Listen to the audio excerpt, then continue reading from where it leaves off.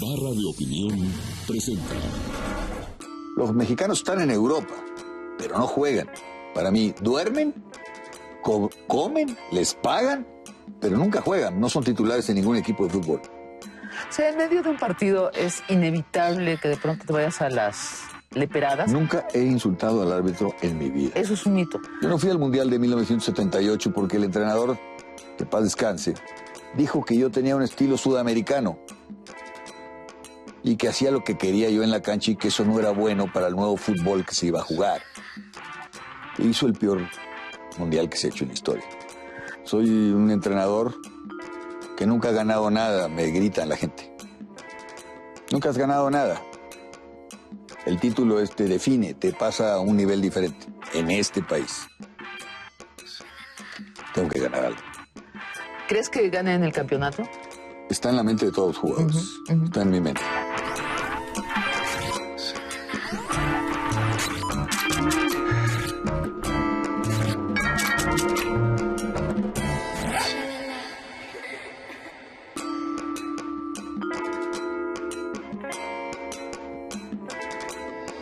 Tomás Boy, tú tomaste a los Monarcas siendo el número 12, lo llevaste a ser el número 2, iban por el número 1, pero están allí arriba, ¿no?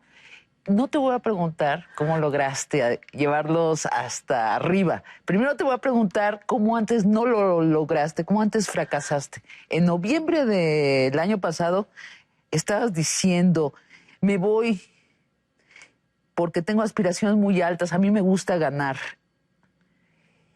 Les llamaste anárquicos, les dije bueyes anárquicos. ¿Qué pasó allí? No es tan grave. Hablé de anarquía los últimos 20 minutos de ese partido. Ajá.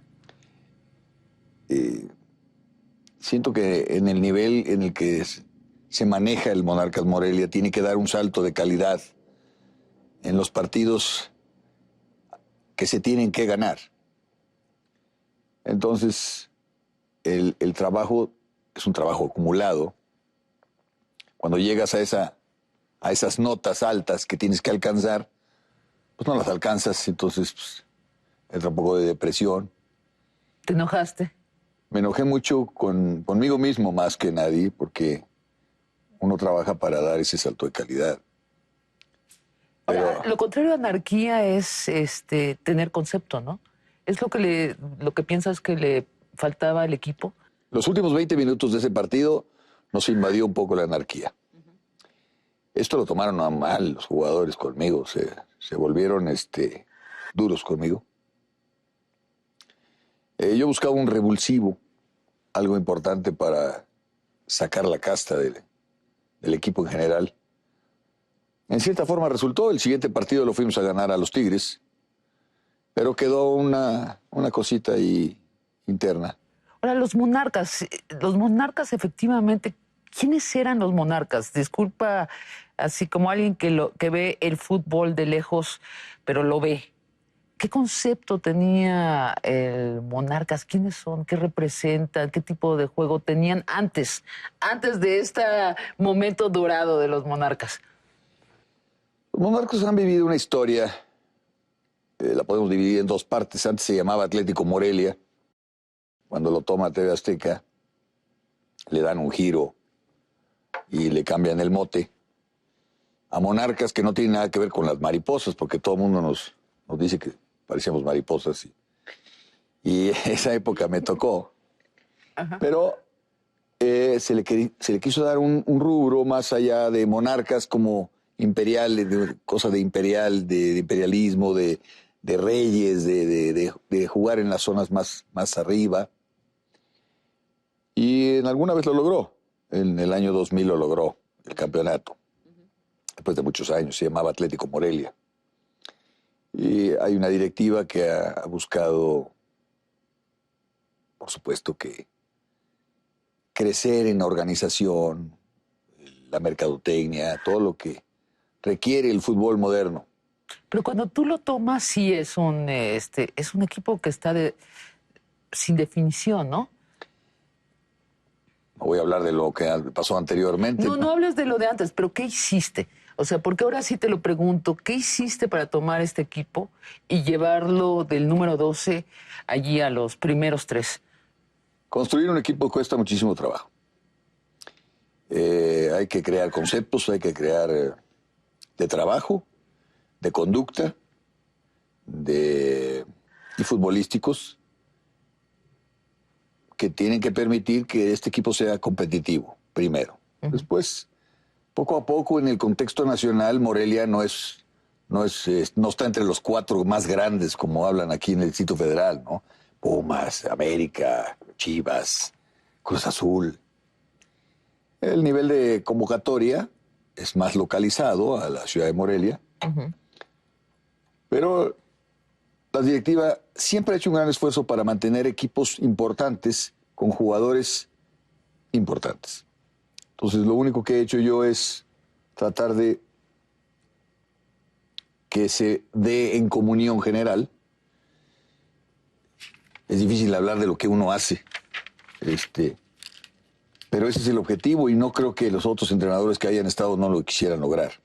Pero no es sencillo con un equipo que no tiene un poder de convocatoria tan grande como los demás. Tiene que luchar mucho. Entonces, ¿qué les imbuiste? ¿Y hasta dónde te metiste? ¿Te metiste en sus vidas personales, o sea, en sus costumbres, en cómo piensan? Me considero un entrenador de conceptos, no de recetas. En el fútbol mexicano puede haber recetas, esquemas para trabajar, para jugar en los partidos. Y el trabajo que yo voy buscando tiene que ver con tiempo.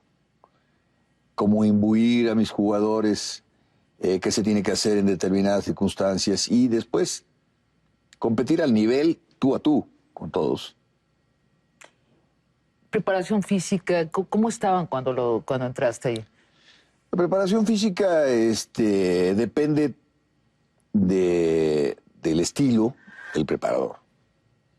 Entonces, cuando viene un entrenador, trae a su preparador físico y entonces es el que trata de imponer. Pero siempre serán los resultados lo único que te da oportunidad de seguir trabajando para imponer cosas. Es decir, que cuando tú llegas, te tiene que acompañar los resultados para que haya un poco de tranquilidad para poder implementar cosas. Cómo trasladar el balón, cómo defender, cómo atacar, si es lateral, si es central, si es por balones largos, si es balones cortos. Imponer un concepto requiere tiempo. Ahorita tienes eso, ¿no? Tienes la confianza de todo el mundo, ¿cierto? En noviembre no, pero ahora sí. Ahora sí, ahora sí. ¿Y qué vas a hacer con eso? Con ese capital que tienes de confianza, ahora podrías tomar cualquier decisión. ¿Qué decisiones vas a tomar? La consistencia es mi misión. Crear un equipo colectivo que no tiene nada que ver con las acciones individuales, que son muy importantes. Es mi misión crear un equipo de fútbol. No es mi misión llevar al equipo a la liguilla. Esa es una consecuencia. Ajá. Mi misión es crear un equipo de fútbol competente contra todos los adversarios. Consistente. Consistente. O sea, tú has dicho que en México tenemos un fútbol de resultados, ¿no? O sea, que lo único que nos importa son los goles. Y que así no es el fútbol, ¿no? Ese no es el buen fútbol. Por lo menos el que yo comprendo no lo es. Pero este es un país donde los goleadores son lo más importante de la vida. No importa si saben jugar o no saben jugar. Si son capaces de meter la pelota como última instancia del juego colectivo, son vitoreados como los grandes héroes. Héroes. Aunque sea momentáneo. Vamos a hablar más del medio campo. A mí me interesa mucho. Tú fuiste uno de los mediocampistas clásicos del fútbol mexicano. Sabes de lo que hablas en tu cuerpo. Y creo que además es un tema que nos toca a todos los mexicanos, esto de saber crear desde el medio campo los resultados de la delantera, ¿no? Saber preparar, que es algo que no se nos da y que necesitamos aprender los mexicanos. Pero, ¿qué haces con los jugadores que quieren meter gol? O sea, que ya sabes, los que se adelantan les vale gorro el equipo, ellos quieren la gloria de la patada a la portería. Bueno, creo que son muy importantes, tan importantes como los demás. Lo que pasa es que a veces ellos creen que es lo único importante. Sí. Sin embargo, pues lo podemos ver en los salarios, son los que más ganan. Pues ahí está. En México. En México. Nomás en México. A ver, ¿y en otras partes cómo es? No, porque hay la creatividad es lo más importante. Los grandes jugadores, los creativos, los que organizan las jugadas, los que las conciben, los que las preparan, son los grandes jugadores. Zinedine Zidane, por ejemplo, fue un fantástico jugador que no fue un gran goleador. Sin embargo, Johan Cruyff, y en muchos lugares son los autores intelectuales de todo lo que sucede en un equipo Y de lo fútbol. refleja sus salarios. Sus salarios, su prestigio y su trayectoria. Y cuéntanos de algún momento en donde te has topado con uno de estos héroes de la delantera que no acepta instrucciones. Ah, bueno, pues he tenido muchos. ¿Cómo cuáles? Cuando era jugador, yo jugaba con un jugador, me acuerdo, el Alacrán Jiménez, era un tremendo goleador, tenía un pique impresionante. Él quería la historia para él, ¿no? Uh-huh. Yo me acuerdo que en un partido él iba a ser campeón goleador junto con Caviño para pelearle a Caviño y entonces nos ofreció dinero a todos los que lo podíamos proveer, ¿no? Sí, ojalá lo vea. ¿De verdad? Ojalá lo vea porque es un recuerdo que tengo que él quería que todos jugáramos para que él pudiera ser campeón goleador. ¿Les ofreció dinero? En el último partido, en los últimos 2 partidos nos ofreció un poquito de lana. ¿Qué tal? Sí. ¿Y a mí me daba risa, ¿se lo aceptaron? No, a mí me daba risa. Yo tenía que hacer mi trabajo. Ajá, ajá. Pero había esa necesidad de este chico que era muy buen jugador, tenía un pique impresionante, largo, era un tipo bien construido, muy bueno, rápido, inteligente, pero su prioridad era el gol, ser campeón goleador. Sobre la disciplina, ¿se te considera el director técnico más indisciplinado de México? Estoy leyendo de la prensa, lleva 12 juegos de suspensión desde que llegó al banquillo del Morelia en el 2009. Tus cargos son reclamar decisiones arbitrales, insultar soezmente al silbante o incitar a la afición en contra de los oficiales del partido. ¿Qué? Este es el último castigo, por eso estoy en la banca, digo ahorita en la tribuna. Siento que soy muy vigilado desde siempre. La persona que me castiga jugaba golf conmigo. ¿Quién es? El presidente de la comisión disciplinaria, Alfonso Sabater. Ajá. En México la reputación es lo más importante. ¿Quién ganaba en el golf? ¿Tú o él? Porque No, él no juega bien golf. Pues tal vez ahí está todo el problema, ¿no? Era muy simpático cuando caminábamos juntos. Me acuerdo que él tenía un carrito porque no quería caminar, pero el carrito lo usaba su caddy, entonces cuando le pegaba la pelota él corría para entrenar. Ya grande, ¿eh? No crean que eso hace 2 o 3 años. Oye, bueno, entonces tú lo que estás diciendo que es injusto esto, que te tienen vigilado más que a los otros directores técnicos, ¿es Sí. lo que dice? ¿Sí? Sí lo creo. ¿Y es personal? No, simplemente es una reputación que a lo mejor me gané anteriormente y que perdura y perdurará por los siglos de los siglos. Amén. Bueno, ¿y qué piensas de los árbitros mexicanos? Son muy buenos. Pero son muy quisquillosos. Ajá. Disparan su energía para muchos lados y les quita sus posibilidades de ser mejores. Y se generan muchas presiones alrededor de los resultados porque ser árbitro es una empresa dificilísima. No puedes quedar bien con nadie. Ajá. Y ellos están siendo vigilados por su propia organización, que eso es importante. O sea, en medio de un partido es inevitable que de pronto te vayas a las leperadas, como se dicen las palabras altisonantes. Nunca he insultado al árbitro en mi vida. Eso es un mito. Le he reclamado ferozmente, sí, pero nunca he insultado. No he dicho ni una sola palabra. No le he podido... Pero sí lo he insultado soezmente. Lo digo ferozmente. Es decir, le he reclamado, ponte lentes, ¿es un insulto? No. Bueno, no. ¿Es una grosería? No. No, pero le estás dando por entender que no ve, ¿no? Sí, está bien, pero no lo he insultado. ¿O eso es un insulto? Ah, bueno, la última vez que fuiste sancionado, ¿por qué? ¿Qué fue exactamente? Me han sancionado porque algún entrenador me ha reclamado a mí. Por ejemplo, esta última sanción que tengo es porque asocié al público contra el árbitro, que es muy buen árbitro. No es cierto eso. Bueno, alcé las manos cuando creí que no había marcado un penalti y dije, por Dios, ¿qué te pasó? Y el estadio se vino abajo. Ya el estadio estaba molesto con él, pero... Ajá, ok. Pero estaba el comisario completamente atento a lo que estaba haciendo yo. Digo, para que me castiguen de esa forma. Sí. No lo he sabido en otro entrenador, ¿eh? Bueno, y finalmente, ¿crees que es justo la sanción o no?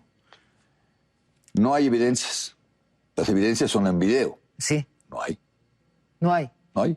Pero y la comisión... Pero acabas de decir que así asusaste al público. No. Hice yo así como diciendo...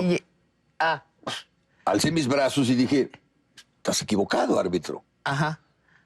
Entonces ahora voy a salir con una camisa de fuerza para no hacer ningún movimiento. En anteriores ocasiones podía pisar... Hay un área técnica. Si me salgo del área técnica, el árbitro viene y me dice, el cuarto árbitro. Sí. Se han portado muy bien conmigo ahora. No te salgas. Estás pisando fuera del área técnica. Ajá.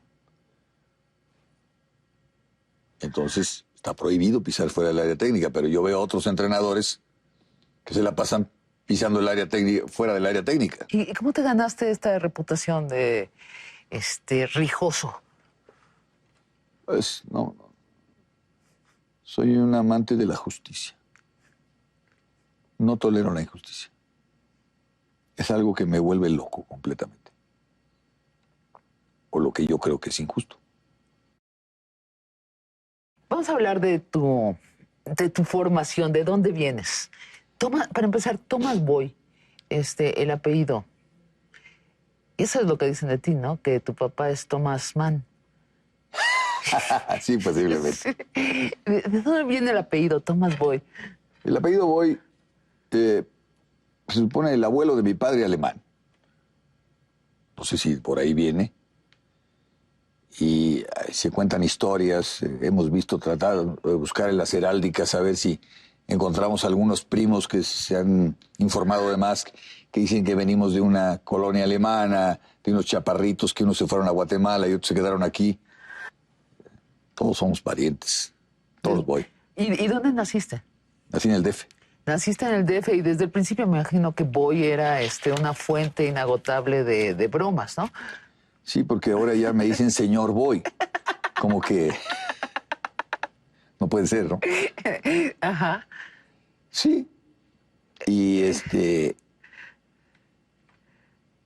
Empezaste a jugar a los 7 años fútbol.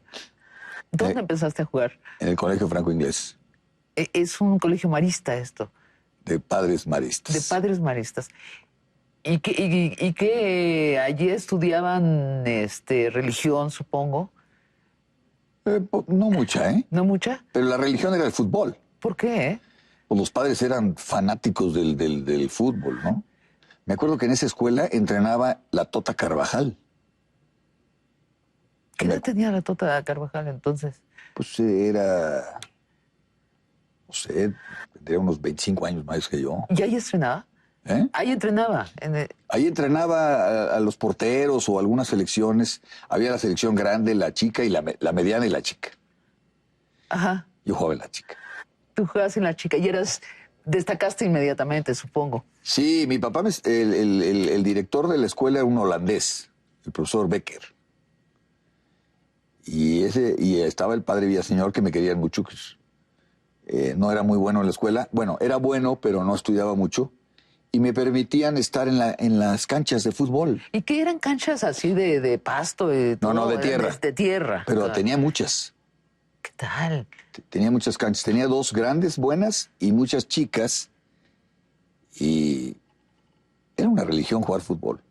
Pero ¿cómo? Cuando dices religión, ¿qué? O sea, después de... Pues te preguntaban antes de saber si eras buen estudiante, si podías jugar fútbol. ¿Ah, sí? Sí. Ajá. ¿Y cuándo decides dedicarte a esto profesionalmente? Mi papá era un fanático del fútbol. Mi papá estudió en la universidad, contador público, fanático del Guadalajara. Me llevó desde muy chico al estadio. Él jugó en segunda división en la universidad. Y él es el principal autor de mi inclinación al fútbol. O sea, él decide, él te dice, por aquí, hijo. No me dice, pero me llevaba en sus piernas, entonces me llevaba a ver a Pelé, a Héctor Hernández, que eran las figuras de Héctor Hernández del Guadalajara, que era el ídolo, Salvador Reyes. Pero quiero decir, hay un salto de ser un buen cincha a ser un jugador profesional. Es una decisión de vida seria. Nosotros íbamos de día de campo todos los domingos a Chapultepec. Y mi papá jugaba con nosotros y yo creo que lo decidí de muy joven, ser jugador de fútbol. Los Tigres. ¿Por qué los Tigres? Los Tigres son la cosa más fantástica que me sucedió como jugador joven y adulto, porque pasé 14 años ahí. Me despidieron de un club antes, del Potosino. El entrenador era un entrenador argentino, Luis Grill, que dictaminó yo tenía 21 años y dictaminó que yo era la manzana podrida de la organización, entonces tenían que despedirme. Y me despidieron. Me despidieron cuando era el goleador del equipo. Uh-huh. Pues por ocurrencias de él. No me dejé, por supuesto que no me dejé. Desde ahí creo que traigo esa reputación, no me dejé. Uh-huh. Bajé a reclamarle y pues casi nos vamos a los golpes. Después me devolvieron a mi casa, me rescindieron el contrato. Y los Tigres me contrataron de esta forma. ¿Eres rebelde? Sí. Te queremos en el club. Y sin embargo, te ponen a media cancha, ¿eh? Que esto fue un cambio también que define tu vida, ¿no? No solo tu estancia en los Tigres, sino tu filosofía de vida, ¿cierto? Sí.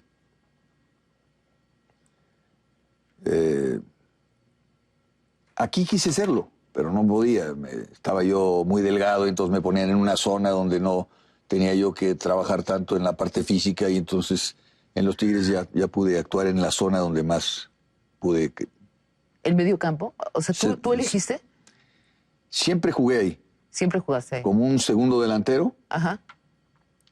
que con el tiempo y con los nuevos esquemas se fue retrasando un poquito hasta ser un mediocampista. Y en este ambiente del fútbol mexicano, que siempre ha sido así, de este asunto de quién mete el gol, ¿no? No importa si se pierde el partido, lo que importa es que alguien meta el gol. ¿No quisiste irte hacia adelante? ¿No quisiste cambiar de posición? ¿No luchaste por eso? No era lo mío. Aunque antes de debutar en Primera División, casi metí 50 goles en el torneo de reservas. Uh-huh. Había una cosa en mi interior. Mi papá me regañaba porque me decía, ¿por qué no vas al gol si lo puedes hacer? Y le digo, prefiero la zona de creación, la zona de poner los balones a los compañeros. Te invitaron al fútbol italiano, ¿cierto? Sí, ¿Y qué pasó? ¿Por qué no te fuiste? pues por comodino. De plano. Sí, estaba yo casado y con una regiomontana. Y la seguridad es lo primero, seguridad económica. Me pagaban más en los Tigres. Y el rector de la universidad en aquel entonces era el doctor Todd, Ajá. que también era presidente del Club Tigres, y dijo, pues yo te pago $1 más de lo que te paguen ellos, ¿para qué te vas? ¿Qué tal has vivido de la patada? Fenomenal, ¿Sí? sí. Se paga bien el fútbol mexicano, ¿verdad? Comparado con el fútbol europeo, etcétera. Hoy en día, los salarios son extraordinarios para los jugadores. Pueden vivir perfectamente bien. Los jóvenes y los consagrados. En aquel entonces yo fui un afortunado. La verdad gané mucho dinero. Me declararon como jugador institucional, por eso también, entonces, como si jugara yo para el rey, ¿no? Y pues sentí Como como monumento nacional, pues. local, nada más. Local. Local. Ajá. Y jugué muchos años. Oye, Tomás, disculpa la frivolidad, pero estaba revisando las películas de tus partidos de aquella época y estaba viendo los shorts de los jugadores. Eran horribles, ¿verdad? No, se veían rete bien, con ¿sí? los shorts cortitos, se les veían las piernas, o sea, tienen las mejores piernas del mundo, se veían elegantes. Estos shorts que usan ahorita, que parecen como bermudas, faldas, ¿por qué? ¿Por qué cambió esa moda? Los cuerpos antes eran naturales. Ajá. Hoy están más trabajados. Los jugadores hoy son un poco más delgados. Y pues, como todo, son las modas, la mercadotecnia ha invadido terriblemente el fútbol.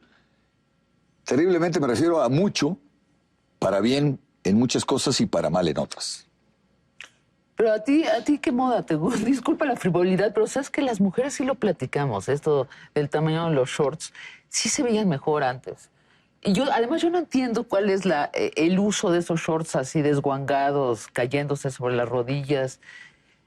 Yo tenía unas amigas en Monterrey que decían que le iban a ver las piernas a Rubén Romeo Corvo. Me acuerdo que decían que tenía unas piernas fabulosas con ese short chiquito y además ¿Sí? no eran obligatorias las espinilleras, que también hacían que se les viera el chamorrito o el chamorrote. Bueno, es muy frustrante para las mujeres ahora ver el fútbol. No te lo digo en serio, pregúntale a cualquiera. A cualquiera, decimos, ¿por qué nos hacen eso? O sea, ¿por qué se ocultan de nosotras? La mercadotecnia hoy. Yo veo algunas cosas, por ejemplo, hay marcas de zapatos que usan los jugadores que yo veo que no son zapatos adecuados para el trabajo. Y les pagan, pues. Pero les pagan. Les pagan para que salga en la tele, ¿no? Es textual. Sale. ¿No quieres dirigir a los Tigres? Al término de mi carrera futbolística, me prometieron que iba yo a dirigir a los Tigres. Después de algunos años que esperé, unos 3, 4 años, dije, pues no va a ser nunca. ¿Y si te lo propusieran, sí entrarías a dirigir a los Tigres? Han pasado muchos años desde que me retiré. Lo veo como un equipo hoy, como cualquier otro, en el sentido profesional. O sea, Muchos. te desapegaste, pues. Y quiero más al Morelia. Con el Morelia he logrado muchas cosas. Has dicho que te gustaría dirigir a la América. Eso es como una broma. Bueno, de veras, pues dijiste que era un equipo chingón. Es lo que dijiste. Cumple su misión bien. Ajá. Cumple su misión bien el América como equipo poderoso. Tiene, junto con el Guadalajara, son los equipos que más títulos tienen en la historia, es el poder de convocatoria y cumplen su misión de villano bastante bien. Y tienen los fanáticos más abundantes y más organizados, ¿no? Y los más necios también. Y los más necios, la selección nacional. ¿Cuándo? Oh, ese sí es un sueño. Sí. Que he acariciado hace mucho. ¿Y qué pasa? No reúno el perfil, según me han dicho. ¿Perdón? No reúno el perfil. Ah, caray. ¿Cuál sería el perfil? Ganar un título. Ajá. Beckenbauer, por ejemplo, nunca ganó un título como entrenador, pero fue director inmediatamente después de ser jugador de la selección nacional. Pero hablemos de eso, es uno de tus sueños. Ahí lo tienes en el tintero para el futuro. Hablemos de la medianía de nuestra selección nacional, de nuevo del medio campo, que se quedan en las expectativas en el medio campo. ¿Por qué nunca avanza la selección nacional más allá de cuartos de finales o de octavos de finales? ¿Qué pasa? ¿Esto va a ser eterno? ¿Así somos el país de los octavos de finales? Bueno, para mí es un problema futbolístico. Tiene que ver con calidad individual. Las generaciones y las formas en las que Antes, cuando se hacían las selecciones nacionales, no sé si ahora, porque he estado lejos de esa organización, me quedaba claro que los equipos peleaban muchísimo para que sus jugadores fueran a la selección nacional. Sí. Entonces, los equipos más poderosos podían poner más jugadores en la selección nacional, por supuesto con la complicidad del entrenador en turno. Esto reportaba dinero al club. Todo el mundo lo sabe. Uh-huh. ¿Por qué? Porque entre más jugadores tienes, la Federación Mexicana de Fútbol recibe un dinero de acuerdo al número de avances que tenga la selección nacional en el Mundial. Se genera un dinero, ese dinero va a la Federación lo reparte en los equipos que más jugadores tenían. Eso era antes. ¿Y ahora? En este momento no lo sé. Ajá. En este momento. Entonces, había jugadores del América, por ejemplo, en el Mundial del 86, donde yo fui capitán de la selección nacional, había 9 jugadores del América y 8 de Pumas. ¿Qué tal? Sí. 9 jugadores del América, de los cuales creo que no jugó ninguno.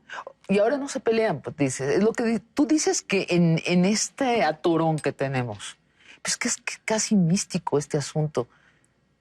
De verdad se padece mucho, o sea, llega que no podamos pasar adelante. La selección mexicana no ha podido jugar mejor, porque no ha habido mejores jugadores. Y los entrenadores que han hecho buena labor. Pero hemos tenido oportunidades. A ver, pero por ejemplo, Uruguay. ¿Por qué? Uruguay es un país bien pequeño territorialmente. ¿Por qué es mucho mejor que nosotros? Explícame eso. Tienen una historia más grande que nosotros, Ajá. futbolística. Su misión en las ligas, su liga es mucho menor que la nuestra, pero ellos son exportadores de jugadores de fútbol. ¿Sí? Y hay una historia. Yo pienso que los modelos a seguir en este país no siempre son los mejores. Pareces políticos. O sea, son de la patada, obviamente. O sea, porque en Uruguay el deporte nacional es el fútbol, pero también en México. Y somos 120 millones de habitantes y somos la economía número 11 del planeta. Y cuando vienen algunos entrenadores argentinos dicen, ¿cómo? Entre 120 millones debemos encontrar 25 extraordinarios jugadores. Pues no es cierto. ¿Dónde están? Bueno, entonces, ¿qué es? ¿Qué son los frijoles, la tortilla, es el chile? ¿Qué es la formación de jugadores? Antes hablamos de ¿por qué surgen los goleadores? Por ejemplo, ¿por qué surgieron goleadores? Porque Hugo Sánchez hizo un gran labor como jugador. Su gran mentalidad es su gran virtud. No su juego, para mí. Uh-huh, uh-huh. Su mentalidad con la que afrontó su vida como deportista profesional en Europa, esto proyectó hacia México cosas importantes. De ahí surgieron otros grandes goleadores que han existido, Luis García, Hermosillo, Luis Flores, que era fantástico, y otros jugadores.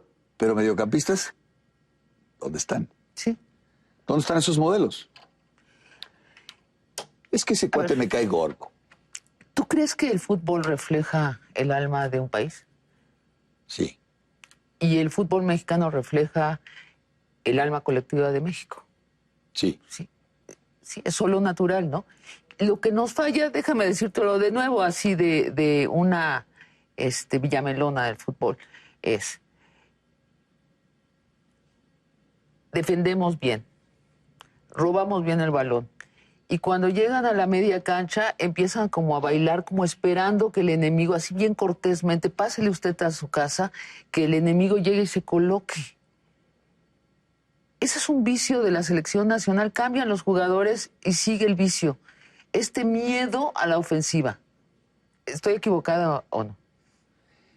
Bueno, en primera instancia así es. Desde el punto de vista práctico así parecería. Ajá.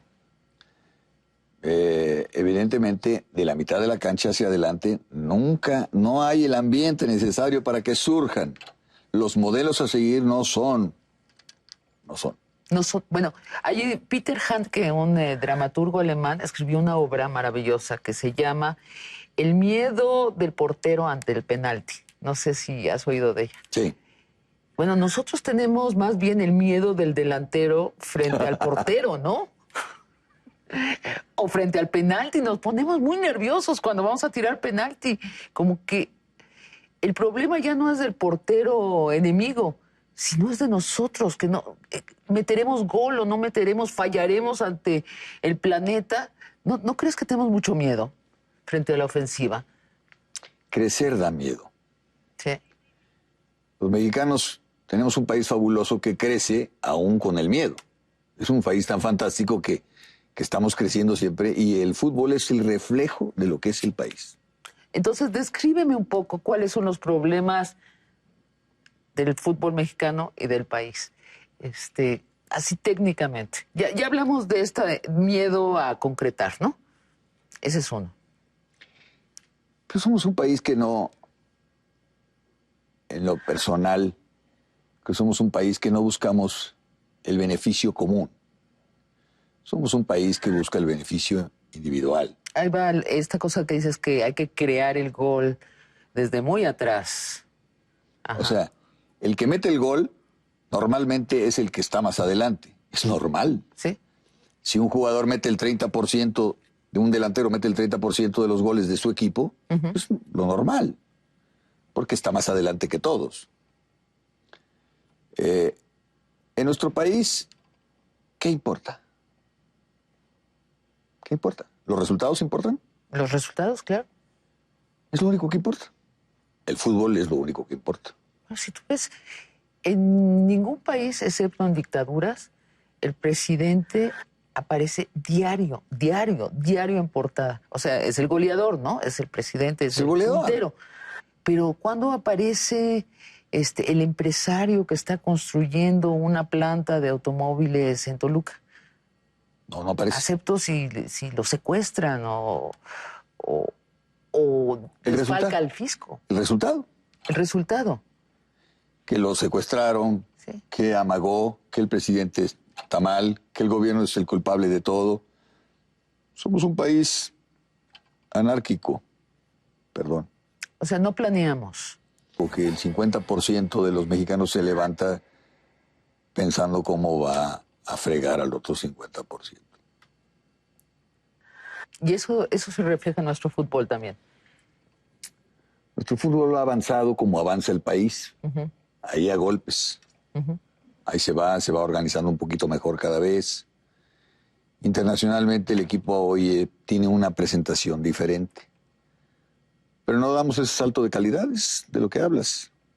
Sí, pero digo esta cosa de que sí nos interrumpimos mucho unos a los otros, ¿no? El avance, pero en la selección nacional, por ejemplo, ¿no hay un espíritu de equipo donde el goleador vale lo mismo que el mediocampista?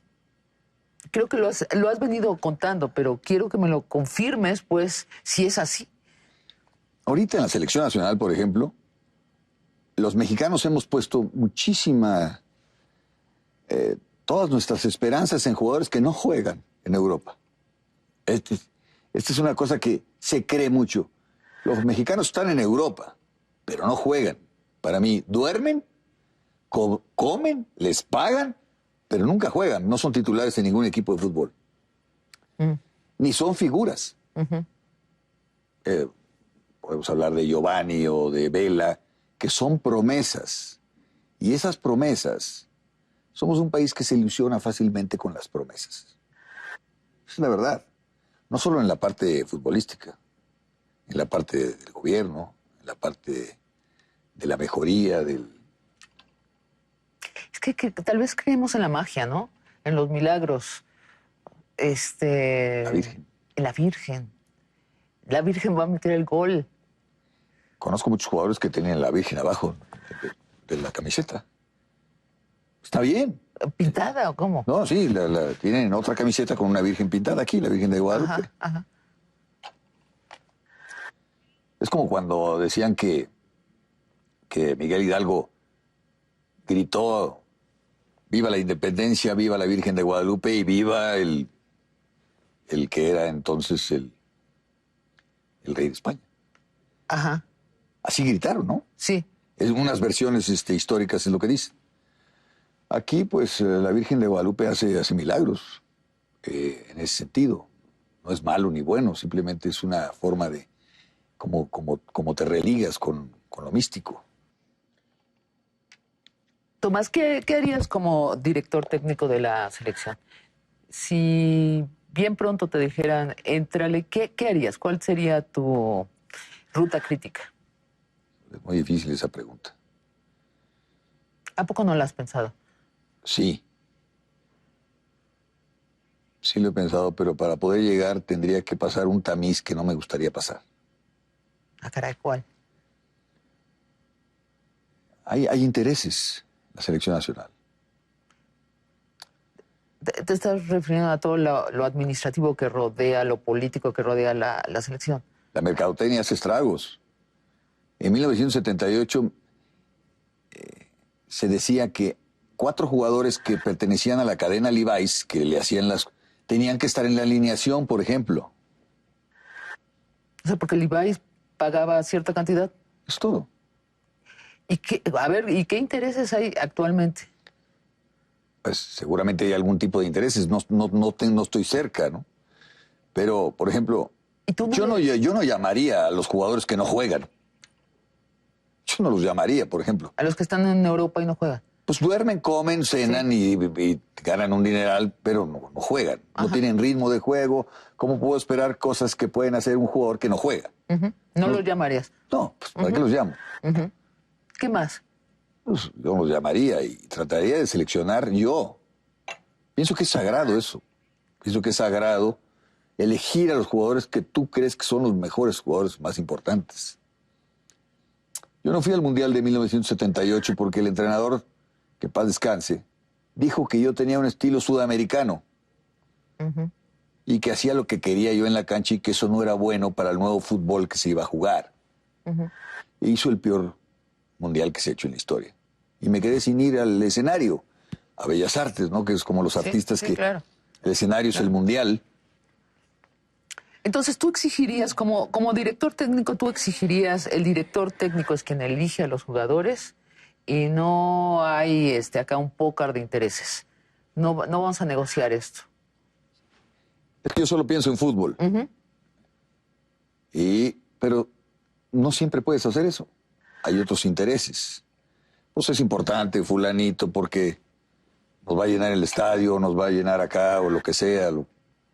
¿Qué más harías? ¿Qué más harías distinto de lo que se está haciendo? Planearía mejor. Le daría importancia exclusivamente a lo futbolístico. Como prioridad. Cosas muy difíciles de lograr hoy en día. ¿Qué más? Sobre la preparación física de los jugadores que... No, bueno, esta parte, hoy en día en cualquier parte del mundo se trabaja bien. No es tan grave.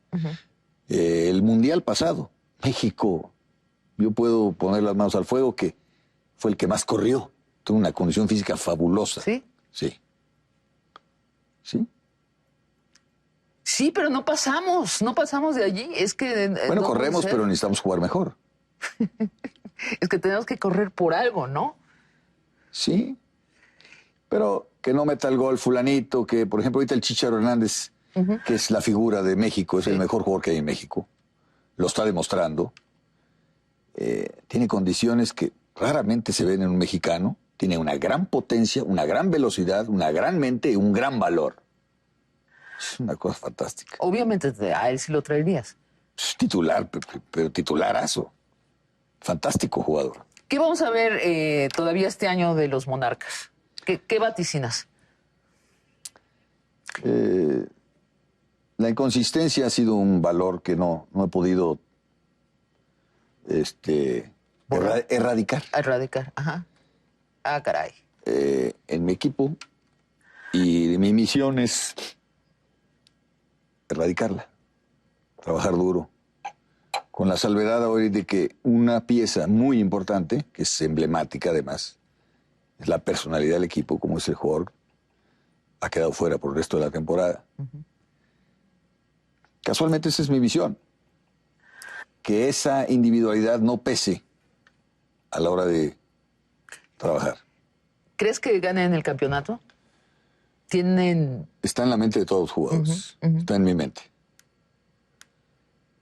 Soy un entrenador que nunca ha ganado nada, me gritan la gente. Nunca has ganado nada. El título te define, te pasa a un nivel diferente en este país. Tengo que ganar algo. Gané un título de Superliga la temporada anterior y me dijeron que era una porquería de título. Bueno, entonces ahora hay que ganar el de la Liga. Y sí lo ves factible. Sí lo veo factible. ¿Te vas a seguir peleando con los árbitros? No. ¿Ya no? ¿Qué vas a hacer? ¿Te vas a salir en camisa de 11 varas? Tengo que hacer un gran esfuerzo. A veces pienso que la pasión me domina. El autodominio es el valor principal en el que tengo que trabajar. Es parte de mi naturaleza. ¿Qué tanto va a intervenir la suerte en que Monarcas gane el campeonato o no? Tengo un grupo fantástico ahorita. Si yo tengo que mencionar una virtud importante para mi equipo es sabe adaptarse a las condiciones. Como le brincan, toca. Entonces vas por el campeonato, ¿no? En resumen. Sí, vamos por el campeonato. Los Monarcas van por el campeonato. Pues suerte. Pues muchas gracias. Suerte. Gracias por esta plática. Placer. Barra de Opinión presentó. Día a día, la transparencia en la información pública gana terreno en nuestra sociedad. El Instituto Federal de Acceso a la Información se ha consolidado como una institución muy importante para vigilar el buen uso de los recursos públicos. Por eso es muy importante que ahora en la Cámara de Diputados se le concedan más facultades al IFAI y, sobre todo, que se le confirme que sus resoluciones son inatacables. De esta manera, los funcionarios públicos que prevariquen o que desvíen recursos no tendrán manera de ocultar sus irregularidades.